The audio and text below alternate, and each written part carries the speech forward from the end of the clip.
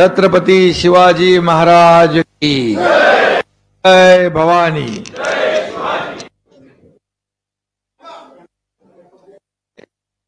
मागे सर का खाली बसले चालेल, यांच्या समोर येऊ नका, कारण यांना आपल्याला दराडेना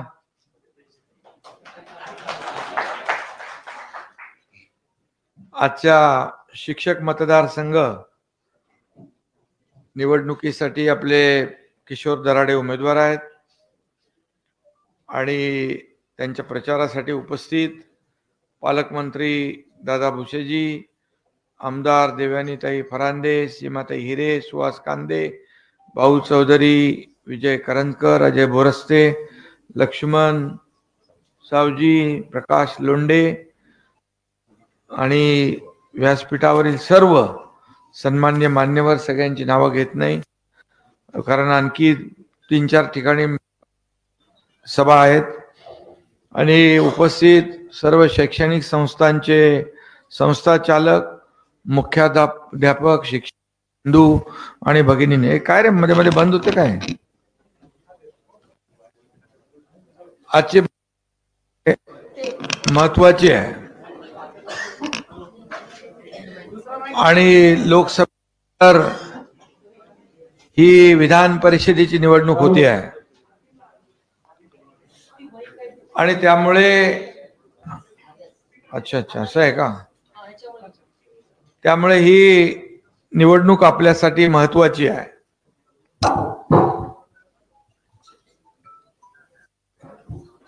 शिक्षक आणि पदवीधर मतदारांची ही निवडणूक आहे।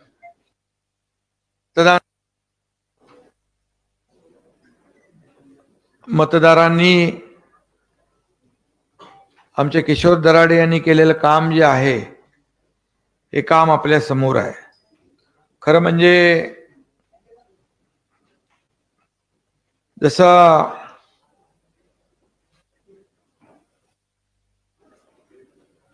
शेतकरी आपला अन्नदाता आपण समजतो, तसाच एक समाज घडवणारा, एक देशाचं भवितव्य घडवणारा शिक्षक म्हणून आपण त्याच्याकडे पाहतो। प्रत्येकाच्या आयुष्यामध्ये शिक्षकाचं स्थान आदराचं आहे। मुख्यमंत्री असू दे, नाही तर नगरसेवक असू दे, नाही तर कोणी आमदार खासदार, शिक्षकाचं महत्व आई वडिलांच्या नंतर अनन्यसाधारण आहे। कारण जन्म झाल्यानंतर मग आपलं पुढची जी काय आपल्यावर जे काय संस्कार आहेत, आपल्याला जे काय घडवण्याचं काम आहे हे शिक्षक करत असतात आणि त्यामुळे मगाशी दराडे म्हणाले की शिक्षक आपल्या मागणीसाठी आंदोलन करत होते आणि ते बघून त्यांना वाटलं या शिक्षकांना न्याय देण्यासाठी यामध्ये शिक्षक मतदारसंघामध्ये निवडून आलं पाहिजे। मी त्यांचं मनापासून अभिनंदन करतो, त्यांना शुभेच्छा देतो। खरं म्हणजे देशाची सुजाण आणि संस्कारित पिढी घडवण्याचं काम आज शिक्षक करत असा, ही ताकद शिक्षकांमध्ये आहे। आणि म्हणून माणूस किती मोठा झाला तरी सुद्धा जेव्हा त्याच्या समोर त्याचा शिक्षक येतो तर त्याचे आपोआप त्याचे हात जे आहेत, हात जोडले जातात त्याच्या पायाकडे। ही आपली संस्कृती आहे, आपली परंपरा आहे आणि म्हणून ही निवडणूक आपल्या दृष्टीने सगळ्यात महत्वाची आहे। शिक्षकांचा आशीर्वाद प्रत्येकासाठी महत्वाचा असतो आणि म्हणून शिक्षकांचे प्रतिनिधित्व करणारे आपले किशोर दराडे यांना तुमच्या सगळ्यांचा आशीर्वाद महत्वाचा आहे। कारण तुम्ही सगळे प्रमुख आहात, म्हणजे आपण या शिक्षकांवर, म्हणजे संस्थाचालक, मुख्याध्यापक या मतदारांवर प्रभावीपणे प्रभाव टाकणारे आपण आहात। जरी हॉलमध्ये मीटिंग असली तरी सुद्धा एक संस्थाचालक, एक मुख्याध्यापक, हजारो शेकडो लोकांना आपण प्रभावीपणे दराडेंच्याकडे आपण वळवू शकता, ही ताकद तुमच्यामध्ये आहे। आणि म्हणून मी मगाशी म्हणालो की शिक्षक हा देशाचा कणा आहे, ही वस्तुस्थिती आहे। पण आज आपण पाहतो की शिक्षकांनी ठरवलं की शिक्षक बरंच काय करू शकतात, इकडचं तिकडे तिकडचं इकडे.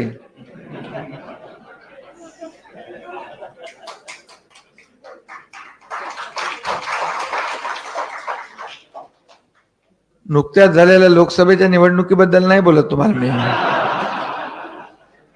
त्याच्यामध्ये एक वेगळंच खोटं नरेटिव्ह सेट केलं लोकांनी. काय तर संविधान बदलणार, आरक्षण जाणार, मोदी आले की 400 पार झालं की असं होणार तसं होणार, हे खोटे नरेटिव्ह जे आहेत. आणि या सगळ्या लोकांमध्ये असं घुसवलं, बिंबवलं की ते आपण खोडून काढणं, आपण कुठंतरी कमी पडलो. आणि म्हणून मी तुम्हाला एवढंच सांगेन की आता जे काय मागे झालं त्या पराभवाचं उट्ट काढण्याची संधी आपल्या हातात आलेली आहे. आणि शिक्षकांना न्याय मिळवून देण्यासाठी दराडे यांना विधान परिषदेमध्ये आपल्याला पाठवण्याची आवश्यकता आहे.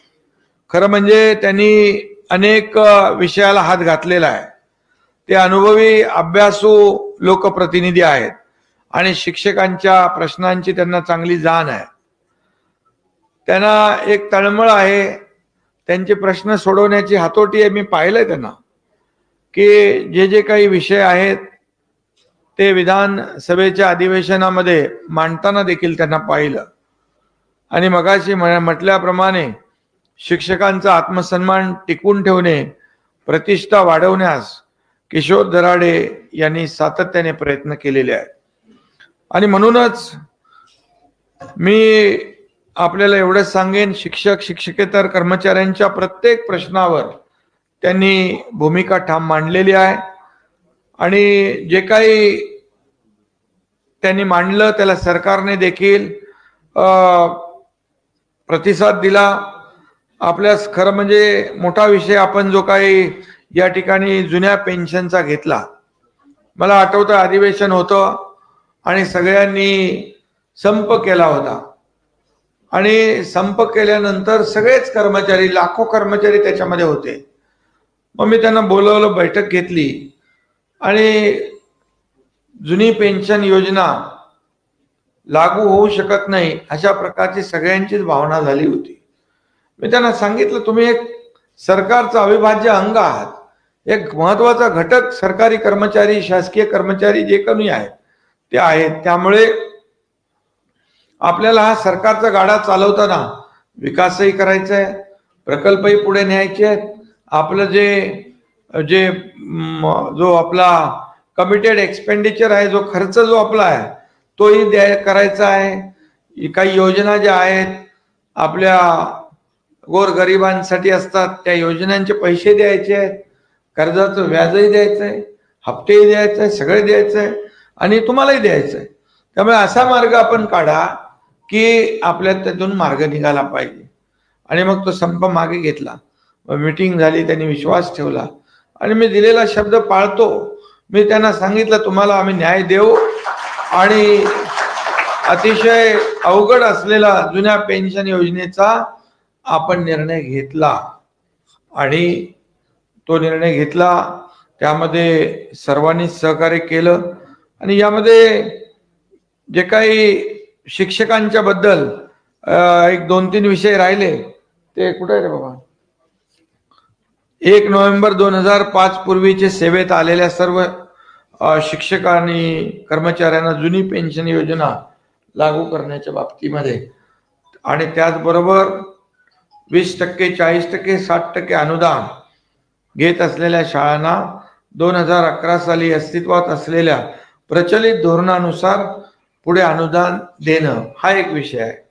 आणि शाळांना वेतनेतर अनुदान 7व्या वेतन आयोगानुसार देणं आणि आदिवासी आश्रमशाळेची कामकाजाची वेळ 11 ते 5 मला त्यांनी त्याविषयी चर्चेमध्ये देखील सांगितलं. आणि मी आपल्याला एवढंच सांगतो, जास्त काय मी भाषण करत नाही मोठं, पण आचारसंहिता संपल्यानंतर हे सर्व विषय आपण सकारात्मक दृष्टिकोनातून सोडवू आणि आपल्या या सर्व मागण्यांना न्याय देऊ. त्यामुळे काही असं काही ते वावग मागण्या आपल्या नाही आहेत. त्यामुळे याच्यातून देखील आपण मार्ग काढू. एवढा मोठा मार्ग काढलाय, हा छोटा मार्ग आहे.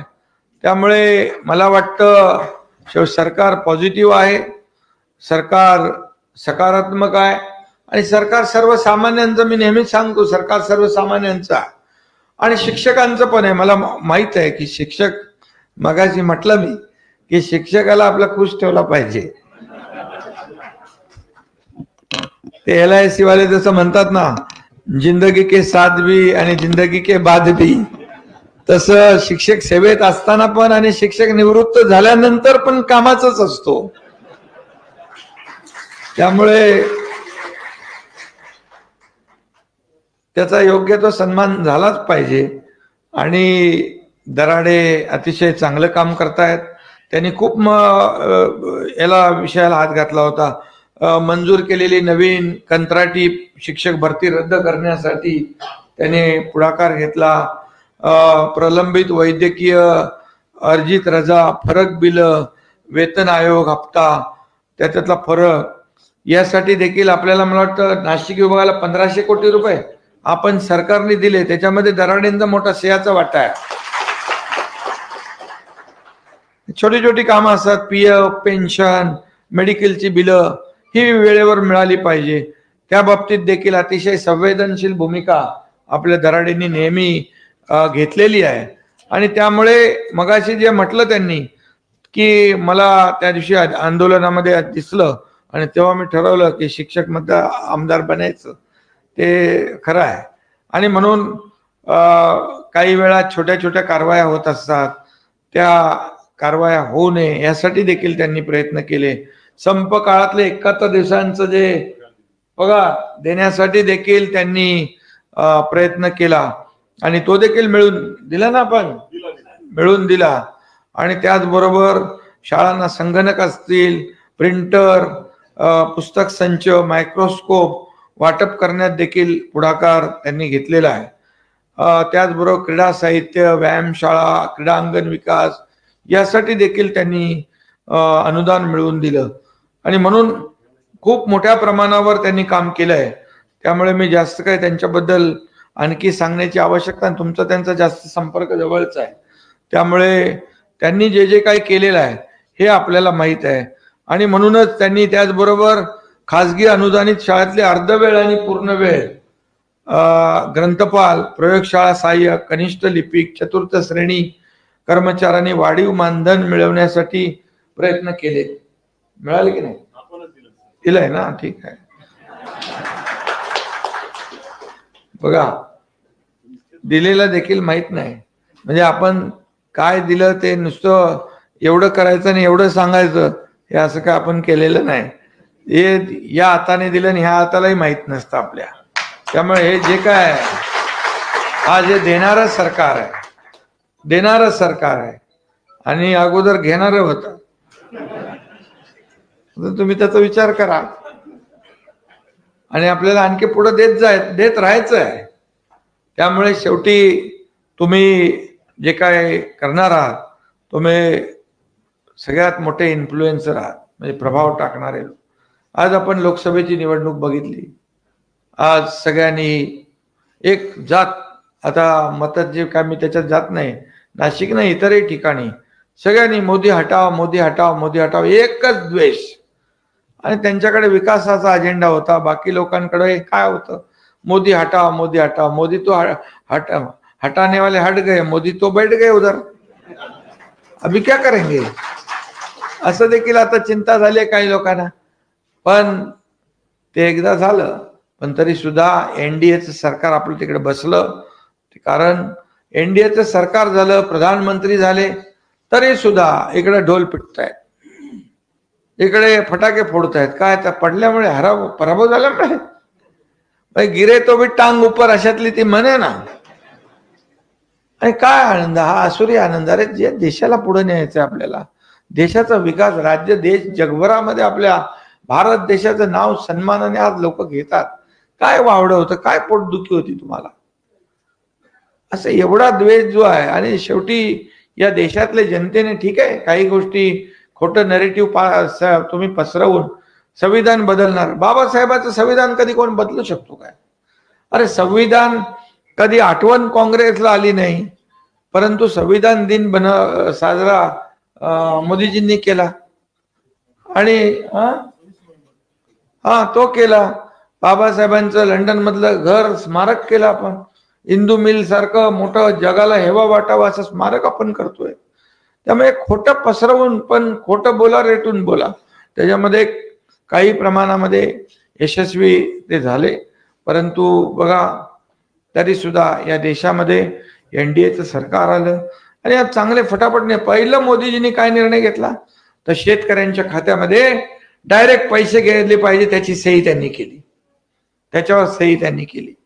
आणि म्हणून मी आपल्याला एवढंच सांगतो की आपल्या राज्यामध्ये जे काही 2 वर्षात आपण काम केलं, आज मी तुमच्या समोर मुख्यमंत्री म्हणून उभा आहे आणि आपण जे आज निवडणुका लढवल्या 15 जागा, त्यातल्या 3-4 जागा बदली. कुठे गेला यमन पहिला डिक्लेअर झाला, नंतर दुसरं नाव आलं, मग परत ते आला. लोकांमध्ये थोडे संभ्रम खूप मोठ्या प्रमाणावर झाला. ठीक आहे, तर त्याच्यामध्ये काही गोष्टी झाल्या तरी सुद्धा उभाटापेक्षा स्ट्राईक रेट आपला चांगला आहे. 13 पैकी 13 समोर लढलो, 7 जागा हा तुमचा एकनाथ शिंदे तुमच्या आशीर्वादाने जिंकला. 19% मत पूर्ण मत जो वोट शेअर 19% होता, त्यातला 14.5% आपल्याकडे आला धनुष्यबाणाकडे आणि 4.5% राहिला. त्यामुळे मतं आपल्याला जास्ती मिळाली. 60 लाख त्यांना 62 लाख आपल्याला. हे सगळं जे झालेलं आहे या सगळ्या वावटळीमध्ये देखील तरी सुद्धा, म्हणून मी सांगण्याचा मुद्दा एवढा की आपल्याला किशोर दराडे यांना आपल्याला निवडून द्यायचंय. कारण एक तळमळीने काम करणारा, शिक्षकांसाठी, शिक्षकेतर कर्मचाऱ्यांसाठी, संस्थांसाठी, सगळ्यांसाठी, मुख्याध्यापक सगळे जे आले ह्याच्यामध्ये त्यांना मदत करणारा, त्यांच्या समस्या सोडवणारा एक तळमळीचा कार्यकर्ता म्हणून त्यांना आपण उमेदवारी महायुतीने दिले. म्हणून तुमच्या भरवशावर, तुमच्या आशीर्वादावर आणि तुमच्या सहकार्यामुळे ते या निवडणुकीमध्ये 26 तारखेला विजयी होतील असा मला विश्वास आपल्या सगळ्यांच्या आशीर्वादामुळे मला वाटतोय. त्यांचा नंबर किती नंबरला आहे? 1 नंबरला 1 नंबर. 1 नंबरला 1 नंबर म्हणजे ते कसं मराठी नाही काढायचं ना, म्हणजे इंग्लिश आकडा किंवा एक आपण सरळ रेष मारली तरी चालेल, फक्त ती वरच्या ह्याच्यामध्ये वर खाली चिटकता कामा नये ना, नाही तर ते बादबीद होतात. नाही, मत बाद पण होतात. त्यामुळे तुम्ही तर सगळे हुशार आहे, गेल्या अनेक वर्ष ते काम करताय, तुम्ही बरोबर कार्यक्रम करता आपण. त्यामुळे आमच्या तसं मी 2 वर्षापूर्वी कार्यक्रम केलेला आहे. अरे नाहीतर काय परिस्थिती झाली असती, सगळं बंद होतं. सण उत्सव परंपरा सगळं चोप, सगळं बंद, प्रकल्प बंद, प्रोजेक्ट बंद, सगळ्या योजना बंद. मग काय चालू होतं? फेसबुक लाईव्ह चालू होता. त्यामुळे आता आपल्याला आज या निवडणुकीमध्ये आपण किशोर दराडे यांना निवडून द्यायचंय. आणि तुम्हाला मी विश्वासाने सांगतो, जे आपण 2 वर्ष जे काम केलेलं आहे, आता 6 महिने आणखी आहे, यामध्ये देखील आणि आणखी योजना, त्याच्यामध्ये शिक्षक पण असतील, महिला भगिनी असतील, आपले तरुण सुशिक्षित बेरोजगार असतील, ज्येष्ठ असतील, शेतकरी असतील, या सगळ्यांसाठी आपण काम करणार, निर्णय घेणार आहोत. त्यामुळे आपल्या सगळ्यांच्या आशीर्वादाने, आणि मला शिक्षक सगळे भेटतात, तुमच्या कर्मचाऱ्यांच्या युनियनचे लीडर पण भेटतात. आता या सगळ्या निवडणूक झाल्यानंतर भेटले मला, बोले काही काळजी करू नका, तुम्ही आम्हाला दिलेला आहे, त्यामुळे आम्ही विधानसभेत तुम्हाला देणार आणि पुन्हा महायुतीचं सरकार या राज्यामध्ये आणणार. त्यामुळे शेवटी बघा, देणारेच तुम्हाला आणायला लागतील ना, देणारेच आणायला लागतील ना.